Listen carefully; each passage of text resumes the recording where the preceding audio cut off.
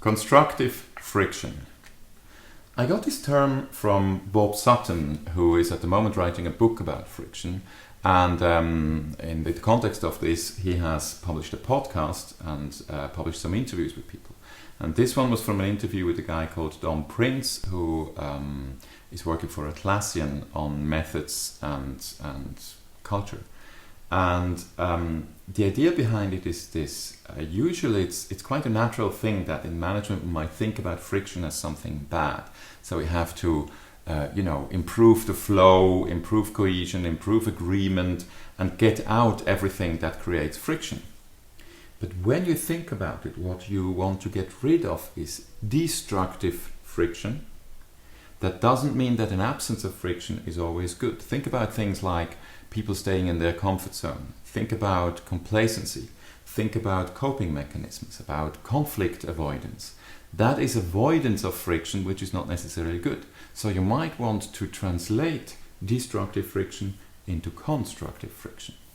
And just ask about what are possibilities that can actually at the right place increase that little amount of friction that might shake people a little bit so that they can get out of their zone of comfort or complacency and open their perspective.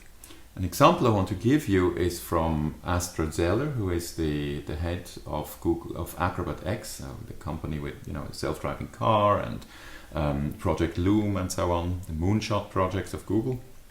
And at one point he talks about a method that they use which is called pre-mortem, which means that people come up with ideas. If this project that we're doing at the moment will fail in the future, what do we think would be the reason why it fails?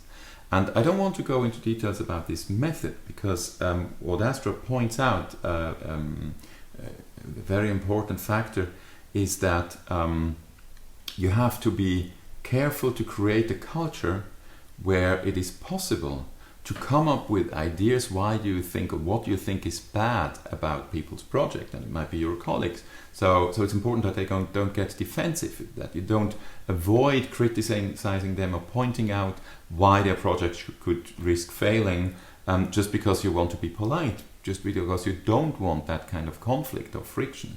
So creating the cultural conditions that constructing friction is possible is probably much more important of your work in comparison to actually creating processes and habits and so on where constructive friction is possible.